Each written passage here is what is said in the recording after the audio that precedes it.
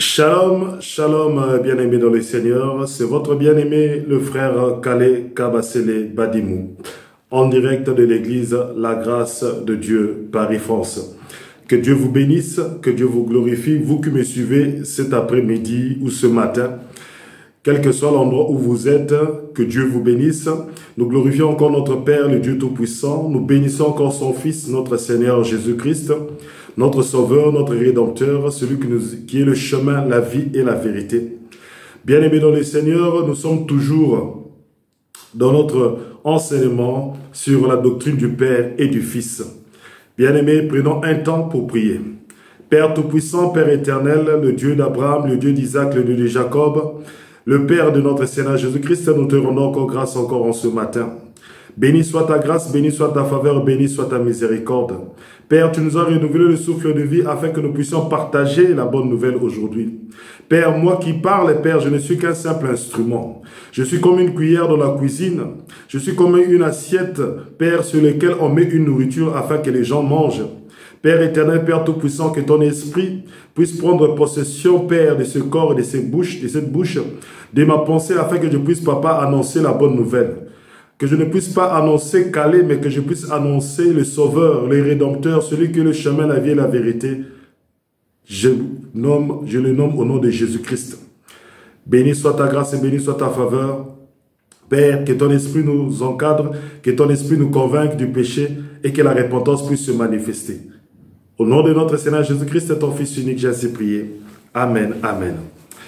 Bien-aimés dans le Seigneur, je suis encore heureux et content. 2 semaines durant, nous avons eu des problèmes techniques, mais aujourd'hui, les solutions sont là, par la grâce de notre Seigneur Jésus-Christ. Nous continuons toujours notre enseignement sur la doctrine du Père et du Fils, car il est très important de saisir et de comprendre cette doctrine. Pourquoi? Parce que celui qui ne comprend pas que Dieu est son Père ne pourra pas saisir l'œuvre que son Fils a fait, ne pourra pas comprendre tout l'amour que Dieu a déversé en son Fils. Oui, bien-aimé.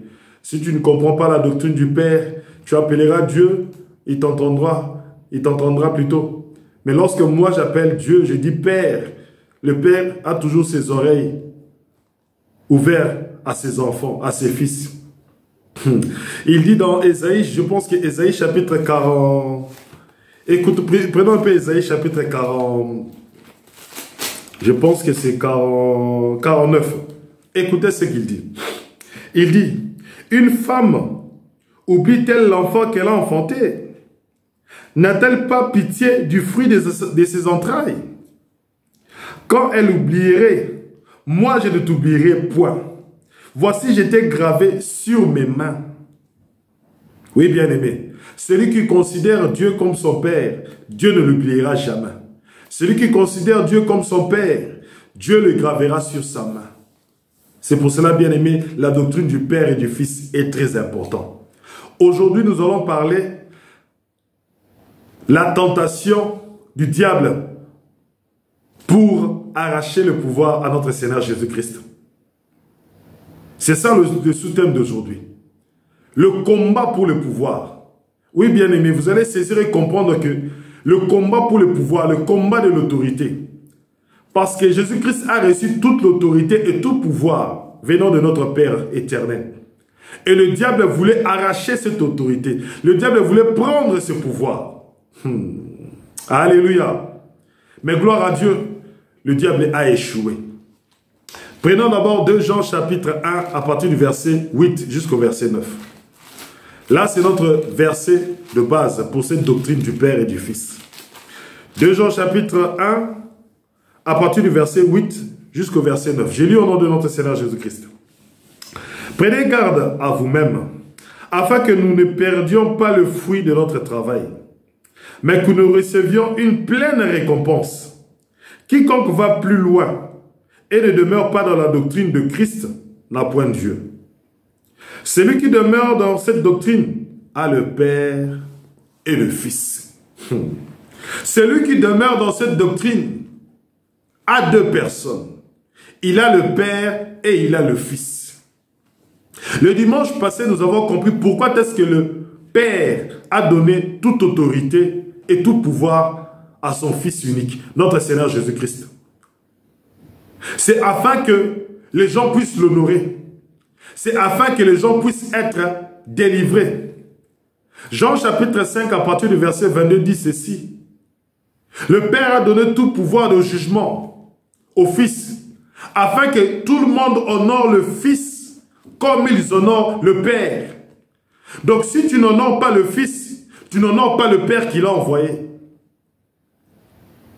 Donc tout être humain doit honorer le Fils. Tout être humain doit adorer le Fils.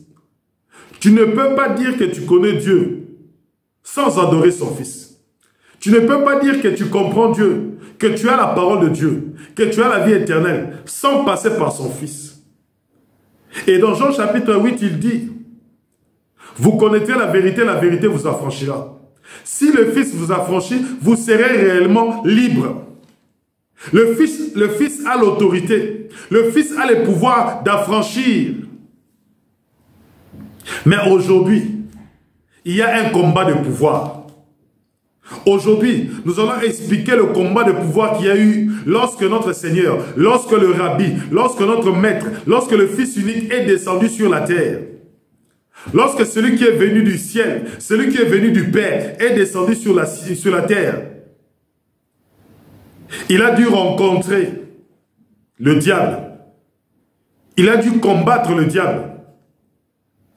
Alléluia.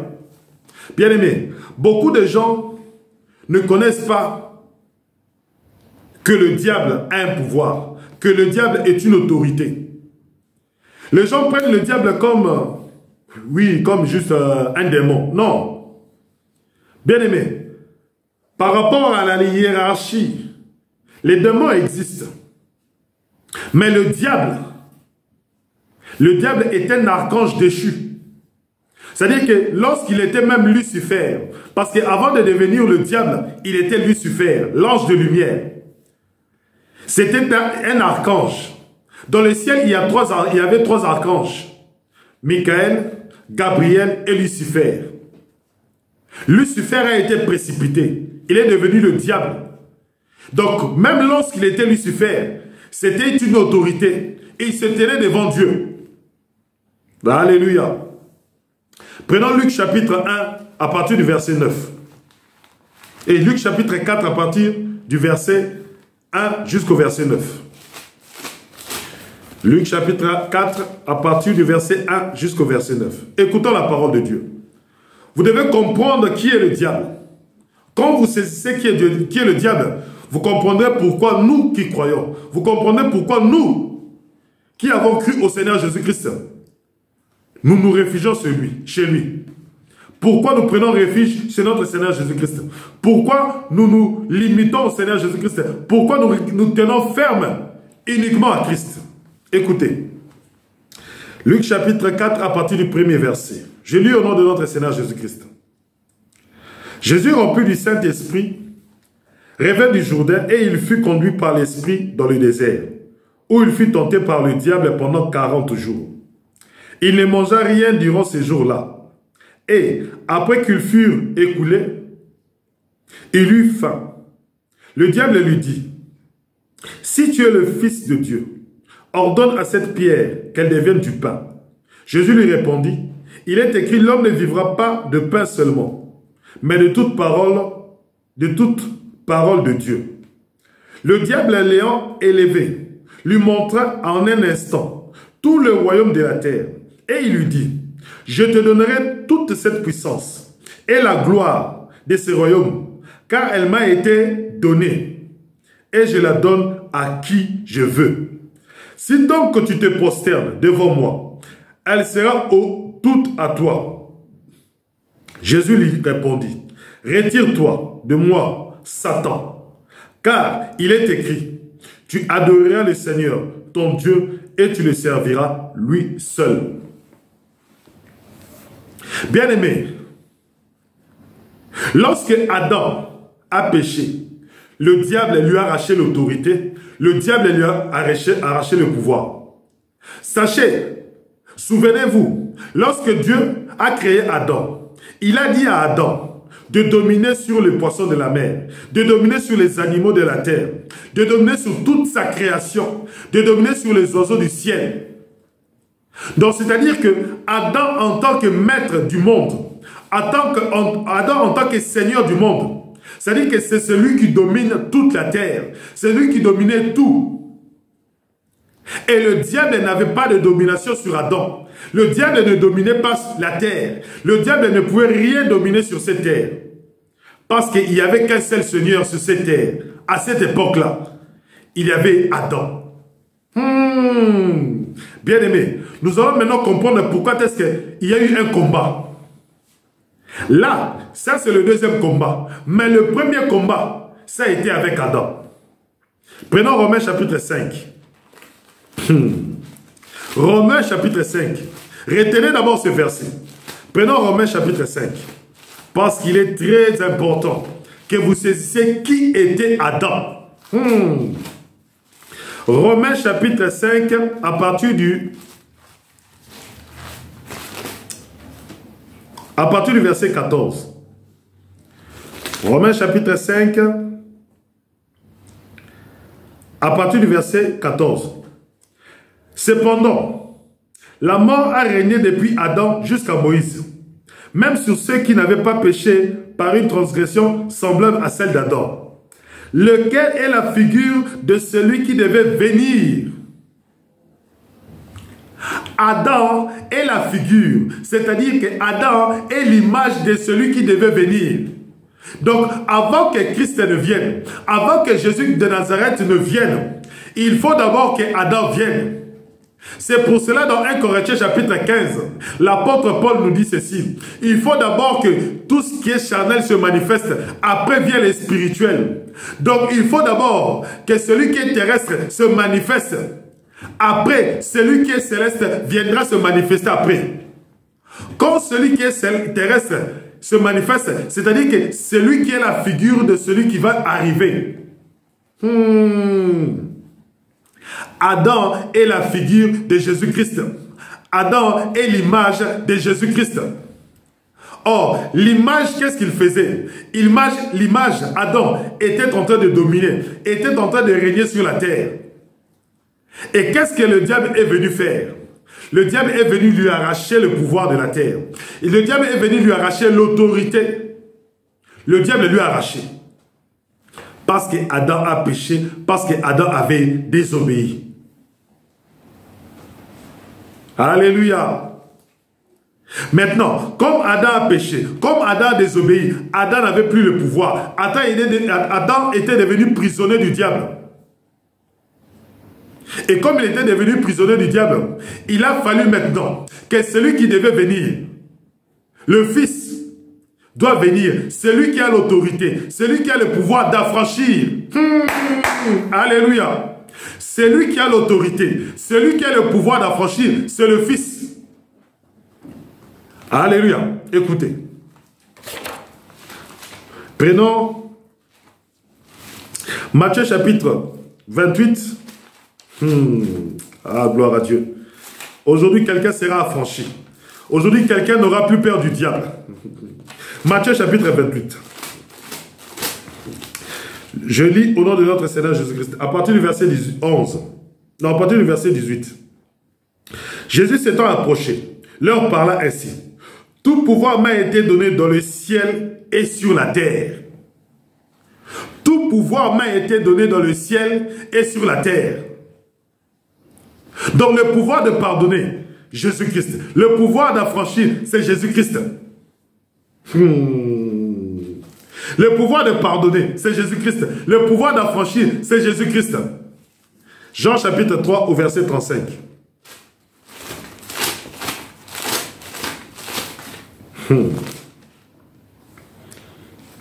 Alléluia. Non, pas, on va prendre ça après. Bien-aimés dans le Seigneur, le pouvoir de pardonner, c'est Jésus-Christ. Le pouvoir d'affranchir, c'est Jésus-Christ. Maintenant, Jésus-Christ a tous ses pouvoirs. Tous ses pouvoirs ont été concentrés en Jésus-Christ. Maintenant, le diable est venu le tenter. Afin que le diable, dans sa tête, c'est d'arracher le pouvoir, c'est d'arracher l'autorité à Jésus-Christ.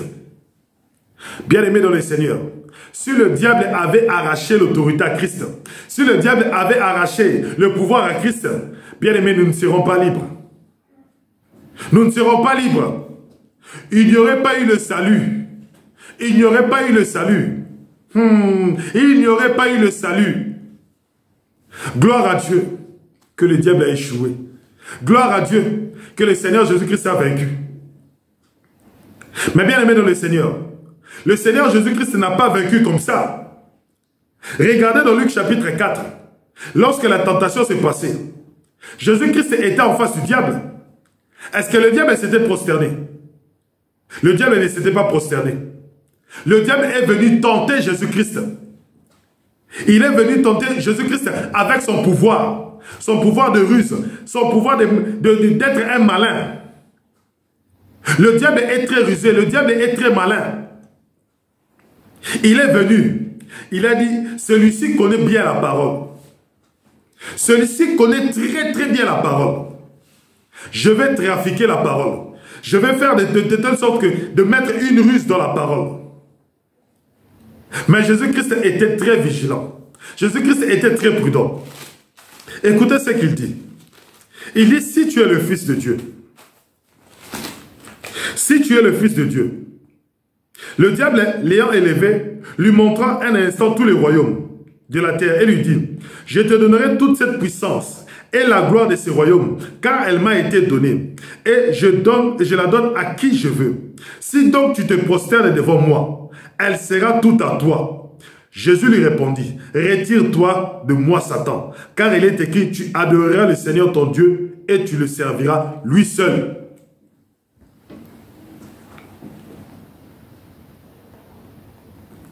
Jésus-Christ a regardé toute la terre. Jésus-Christ a regardé tout le royaume de la terre. Le diable lui dit, le pouvoir, l'autorité sur tout cela, la puissance m'a été donnée. Un menteur. Un menteur. Personne n'a donné au diable l'autorité sur la terre. Celui qui avait l'autorité sur la terre, c'était Adam. Celui qui avait le pouvoir sur la terre, c'était Adam. Il est venu avec la ruse, il est venu avec la tentation, il est venu avec le mensonge. Adam est tombé, il lui a arraché l'autorité, il lui a arraché le pouvoir. Dieu n'a jamais donné l'autorité au diable. Dieu n'a jamais donné le pouvoir au diable sur la terre. Il a donné à Adam. Bien-aimé dans le Seigneur, comme je l'ai dit le dimanche passé, à chaque fois que tu pêches, à chaque fois que tu tombes dans le péché, à chaque fois que tu vis dans la vie de péché, sache que tu te prosternes devant le diable. Sache que tu es prisonnier du diable. Et aujourd'hui, le Seigneur Jésus-Christ est venu t'affranchir. Le combat que Jésus-Christ a mené à la croix était un combat très important. Jésus-Christ n'avait pas droit au faux pas. Jésus-Christ n'avait pas droit à la moindre erreur. Regardez la terre aujourd'hui. Regardez la terre, tout ce que le diable a fait dans la terre. Lorsque Adam était le Seigneur de cette terre, lorsque Adam était le Dieu de cette terre, lorsque Adam régnait sur cette terre, il n'y avait pas de désordre. L'ordre était là. Mais regardez le pouvoir, l'autorité. Lorsque le diable l'a pris, il a mis le désordre. L'objectif du diable, c'est mettre le désordre dans tout ce que Dieu a fait, de mettre le désordre dans la création de Dieu. C'est pour cela, lorsque le diable vient, il met le désordre dans ta vie.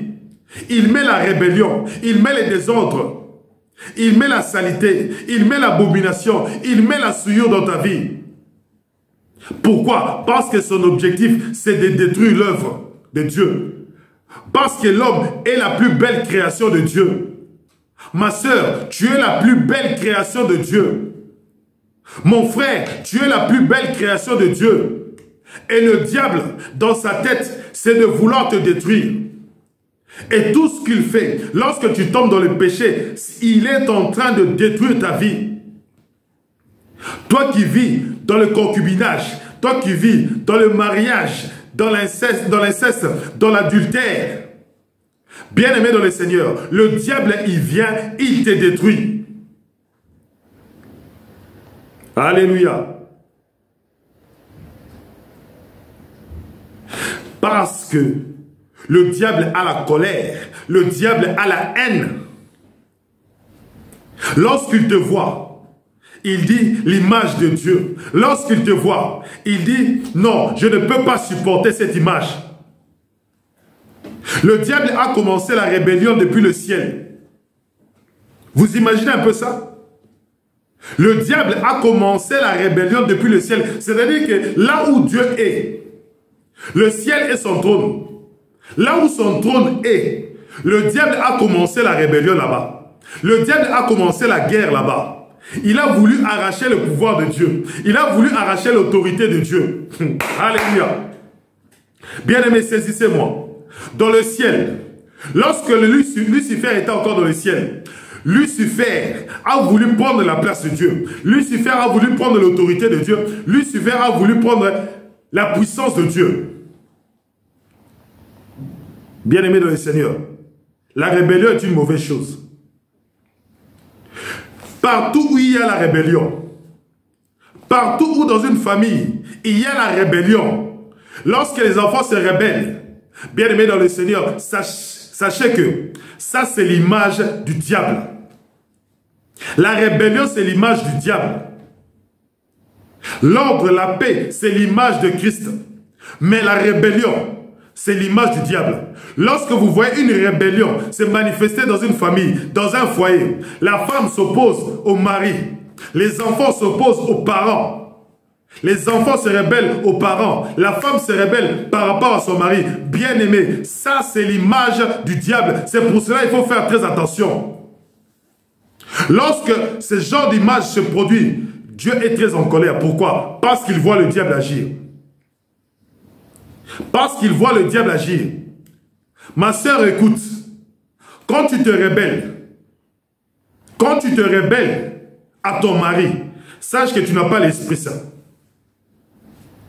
Sache que tu n'as pas l'Esprit Saint. C'est pour cela, le Seigneur Jésus-Christ a dit à travers l'apôtre Paul que la femme soit soumise. Pourquoi? Parce que le diable passe toujours par la femme pour faire tomber l'homme. Parce que dans le jardin d'Éden, lorsque Ève a mangé le fruit, lorsque Ève a écouté le diable, Ève s'était rébellée devant Adam. Ève s'était rébellée devant Adam. Pourquoi? Parce que Ève n'a pas obéi à la parole d'Adam. C'est pour cela, dans la famille, pour qu'il y ait une protection, il faut que la femme soit soumise à son mari. Il faut que la femme soit soumise à son mari. Parce que si la femme n'est pas soumise, le diable passe par là. Bien aimé, sachez qu'une femme qui n'est pas soumise est une femme qui est rebelle. Sachez qu'une femme qui n'est pas soumise est une femme qui est rebelle. Or, une femme qui est rebelle n'apportera jamais la paix à son mari, n'apportera jamais la paix à son foyer, ne bâtira jamais son foyer, elle ne fera que détruire. Puisque l'objectif du diable, c'est quoi? C'est de détruire. Le diable a voulu détruire le ciel. Et il a eu une correction dans le ciel. Et il a été frappé sur la terre. Et lorsqu'il a été frappé sur la terre, c'est à ce moment-là que Dieu crée l'homme. C'est à ce moment-là, lorsqu'il est descendu sur la terre, que Dieu a créé l'homme. Pour lui montrer que toi, tu étais rebelle au ciel. Sache qu'au ciel, tu n'as pas pu. Sur la terre aussi, je vais mettre quelqu'un à qui tu seras toujours soumis. Je vais mettre quelqu'un qui va régner sur toi. Je vais mettre quelqu'un qui va dominer sur toi. Et cette personne-là sera mon image. C'est-à-dire que lorsque tu regardes Adam, tu vois Dieu. Celui qui m'a vu a vu celui qui m'a envoyé. Ça, je n'entrerai pas là-dedans. Et lorsque le diable est descendu sur la terre, Dieu a créé Adam. Écoutez. Lorsque le diable est descendu sur la terre, Dieu a créé Adam. Et quand Dieu crée Adam, il prend toute l'autorité, tout le pouvoir, il donne à Adam. Pour que Adam puisse piétiner le diable. Pour que Adam puisse régner sur le diable. Afin que le diable comprenne que Dieu restera Dieu. Et on ne blague pas avec Dieu. Alléluia. Le diable a compris que au ciel, on m'a chassé. Sur la terre, Adam règne. Sur la terre, je ne peux rien. Je vais passer par la femme. Il est passé par la femme, Adam est tombé. Celui maintenant qui règne sur la terre, on l'appelle le Dieu de ce siècle, le prince de la puissance de l'air. Mais tout cela, c'est afin que le Fils vienne. Et lorsque le Fils est venu avec toute autorité. Non seulement de régner sur la terre, non seulement de régner sur le ciel, mais il a l'autorité de pardonner, il a l'autorité d'affranchir tous ceux qui sont prisonniers du diable. Bien-aimé, es-tu dans la masturbation? Es-tu dans le lesbianisme? Es-tu dans l'homosexualité? Es-tu dans la vente de la drogue? Es-tu dans la sorcellerie? Es-tu dans la pédophilie? Es-tu dans l'inceste? Es-tu dans la magie blanche, magie noire? Es-tu dans les sectes? Quel que soit le nom de secte où tu es, sache une chose, que Jésus-Christ a reçu l'autorité d'affranchir. Jésus-Christ a reçu l'autorité d'affranchir. Et si tu écoutes cette parole cet après-midi, Jésus-Christ va t'affranchir aujourd'hui. Il va te pardonner parce qu'il a l'autorité de pardonner. Il va t'affranchir parce qu'il a l'autorité d'affranchir. Tout n'est que question d'autorité, tout n'est qu'une question de pouvoir. Écoutez maintenant. Apocalypse chapitre 12. À partir du verset 7 jusqu'au verset 12. Apocalypse chapitre 12. À partir du verset 7 jusqu'au verset 12. Écoutez. Vous qui ne comprenez pas le diable. Il y eut une guerre dans le ciel. Michel et ses anges combattirent contre le dragon. Et le dragon et ses anges combattirent. Mais ils ne furent pas les plus forts. Mais ils ne furent pas les plus forts. Bien-aimé, tu souhaites vraiment combattre quelqu'un qui est dans son trône? Lui, le Dieu de l'univers. Le diable a combattu le Dieu de l'univers. Le diable a combattu le Dieu de l'univers. Le diable a combattu son créateur. Le diable a combattu celui qui l'a créé. Alléluia. Écoutez. Mais ils ne furent pas les plus forts. Et leur place ne fut plus trouvée dans le ciel. Le diable, bien-aimé, n'a pas la faveur de Dieu. Le diable n'a pas la faveur de Dieu. C'est pour cela que Jésus-Christ a dit, j'ai l'autorité, j'ai le pouvoir dans le ciel et sur la terre. C'est-à-dire que celui qui a l'autorité sur la terre doit d'abord avoir l'autorité, doit d'abord recevoir le pouvoir qui vient du ciel. Si tu ne reçois pas le pouvoir qui vient du ciel, bien aimé, sache que sur la terre tu n'auras pas l'autorité. Sache que sur la terre tu n'auras pas le pouvoir. Alléluia. Jésus-Christ a l'autorité dans le ciel et sur la terre. Mais le diable n'a l'autorité, n'a la puissance que sur la terre. Maintenant, il fallait le dépouiller. Maintenant, il fallait l'enlever cette autorité-là. Maintenant, il fallait l'enlever ce pouvoir-là. Il fallait passer au combat. Ramoto. Bien aimé, il fallait maintenant passer au combat. Jésus-Christ devait lui arracher cette autorité. Jésus-Christ devait lui arracher ce pouvoir. Oui, bien aimé. L'homme fort, c'était Jésus-Christ. Souvenez-vous de la parabole de l'homme fort dans une maison. Et dans une maison, il y avait des esclaves. Dans un cachot, il y avait des esclaves. Et dans ce cachot-là, les esclaves, c'était qui? C'était les êtres humains. Et celui qui était le maître du cachot, celui qui était le maître de la prison, c'est le diable. Il fallait maintenant entrer dans la prison. Il fallait maintenant faire sortir tout cela. Il fallait maintenant les libérer. Or, le jugement a été donné au Fils. Gloire à Dieu. Pour que tu puisses entrer dans la prison, il faut qu'un jugement, il faut qu'une condamnation soit signée. Pour que tu entres dans la prison, il faut qu'une condamnation, il faut qu'un jugement soit signé. Or, lorsque Adam a péché, une condamnation a été donnée à Adam. Et dans cette condamnation, c'était quoi? Qu'il est maintenant soumis au diable. Il est maintenant prisonnier du diable. L'acte qui condamnait était là. Tous ceux qui sont dans la prison du diable, tous ceux qui sont dans le péché, il y a un acte de condamnation. Maintenant, Jésus-Christ a pris cet acte. Il a dit, bon, oui Père, j'ai vu que tu as condamné Adam.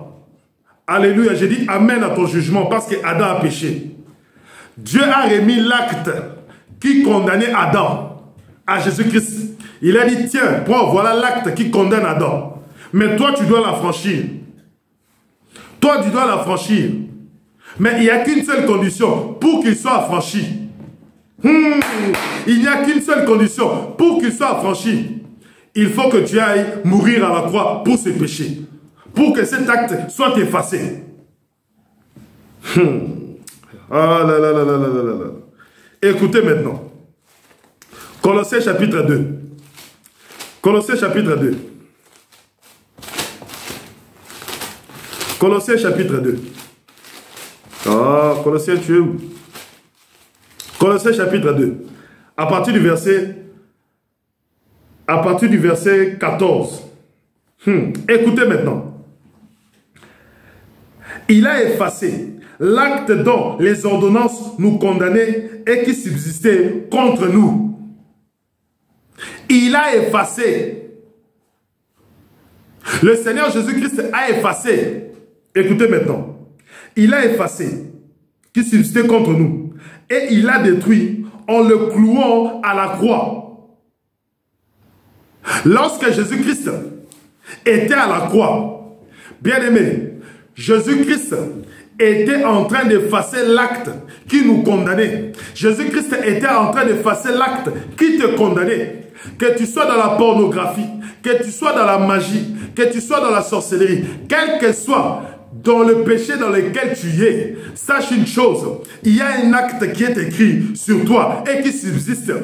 Et comme cet acte-là subsiste sur toi, le jour où tu vas accepter Jésus-Christ dans ta vie, le jour où tu vas accepter Jésus-Christ dans ton cœur, comme Seigneur, comme Sauveur, sache que Jésus-Christ va prendre cet acte. Il va le ramener à la croix, ma soeur.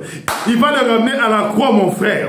Et quand il les ramène à la croix, bien aimé, il prend son sang. Il prend son sang, il efface l'acte. Oh, gloire à Dieu. Il prend son sang, il efface l'acte. Et lorsqu'il efface l'acte, automatiquement le papier devient vierge. Automatiquement le papier devient vierge.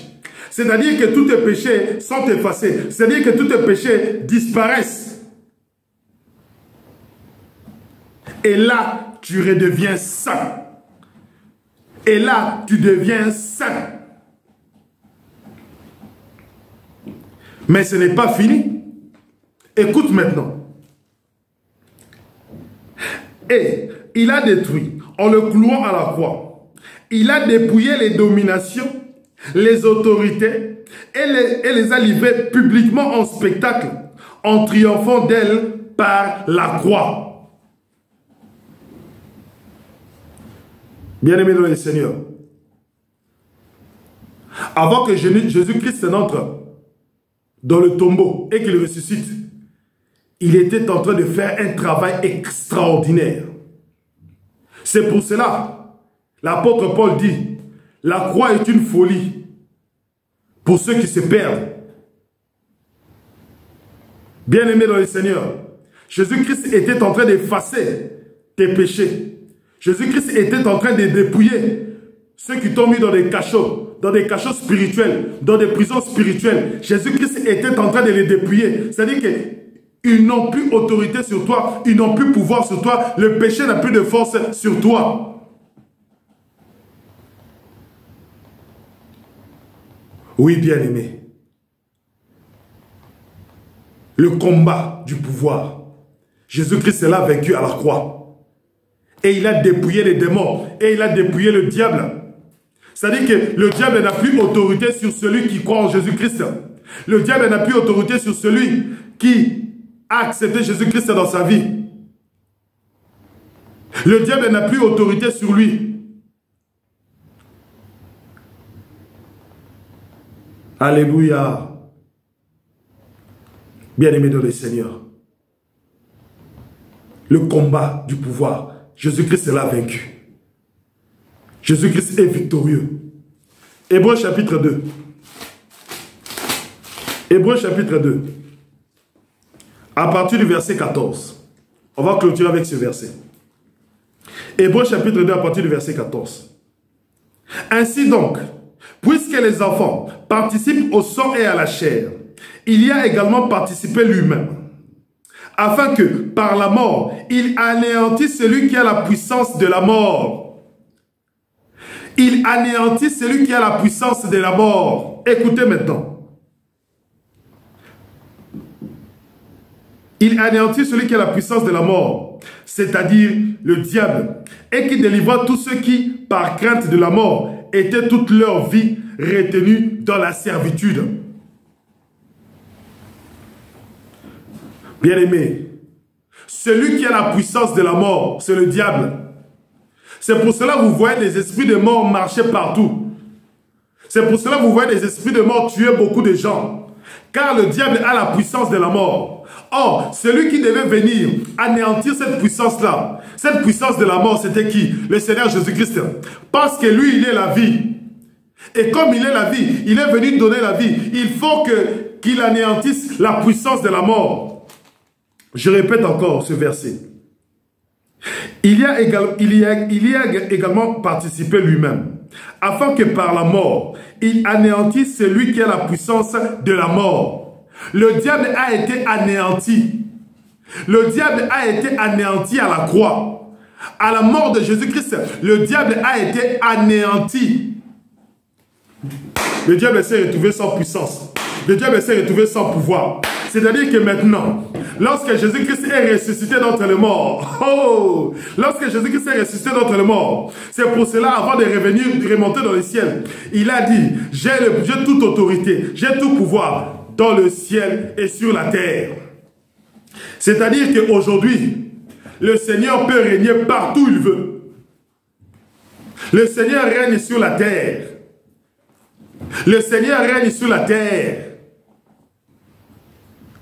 Le diable n'a plus de pouvoir. Le diable n'est plus rien. Nous n'avons plus peur du diable. Nous n'avons plus peur de la mort. Nous ne sommes plus dans la servitude du péché. Oui, bien-aimés, nous ne sommes plus dans la servitude du péché. Les chaînes sont tombées. Les chaînes sont tombées. Bien-aimé, le diable veut arracher ton pouvoir. Refuse. Toi, chrétien, toi qui subis des tentations, toi qui subis des attaques, chrétien, reste ferme. Chrétien, reste ferme. Jésus-Christ a vaincu le diable. Jésus-Christ a vaincu la mort. Jésus-Christ a vaincu la puissance de la mort. Jésus-Christ a anéanti le diable. Le diable n'a plus de pouvoir sur nous. Nous sommes libres. C'est pour la liberté qu'il nous a appelés. Et c'est pour la liberté qu'il t'a appelé aujourd'hui. Oui, la voie qui parcourt le ciel, la voie qui parcourt toute la terre aujourd'hui, c'est cette voie-là qui te dit répands-toi. Répands-toi. Car le Seigneur Jésus-Christ veut te délivrer. Ce n'est pas pour rien qu'on dit qu'il est Seigneur. Ce n'est pas pour rien qu'on dit qu'il est Seigneur. Prions pour clôturer. Père éternel, Père Tout-Puissant, nous te rendons grâce pour cette belle parole de fortification. Nous te rendons grâce pour cette belle parole d'enseignement. Ça nous a fortifiés, ça nous a aidés. Oui, Père, ça nous a fortifiés de dire que le diable a été anéanti, le diable a été vaincu, que nous n'avons plus peur de rien. Oui, victoire à notre Seigneur Jésus-Christ. Gloire, Hosanna, au Seigneur des Seigneurs, au Fils de Dieu, à qui Dieu a remis toute autorité, tout pouvoir, le Messie. Ô Père, que ton nom soit béni et glorifié. Nous te rendons grâce encore pour l'œuvre de la rédemption. Que cette parole puisse bénir, que cette parole puisse fortifier, que cette parole puisse affranchir, que cette parole puisse libérer cet après-midi le peuple qui m'écoutera. Béni soit ta grâce, béni soit ta faveur. Au nom de Jésus-Christ, j'ai ainsi prié. Amen, amen. Oui, bien-aimés dans le Seigneur, c'est votre bien-aimé le frère Kale Kabasele Badimou, Église La Grâce de Dieu Paris France. Nous sommes situés au 12 square Gérard Philippe. Les horaires de culte, c'est de 10h à 12h. Oui, bien-aimés. Tous les moyens de contact sont là. Appelez-nous afin que nous puissions nous rassembler et glorifier notre Dieu. Je vous dis à dimanche prochain. Soyez bénis au nom de notre Seigneur Jésus-Christ.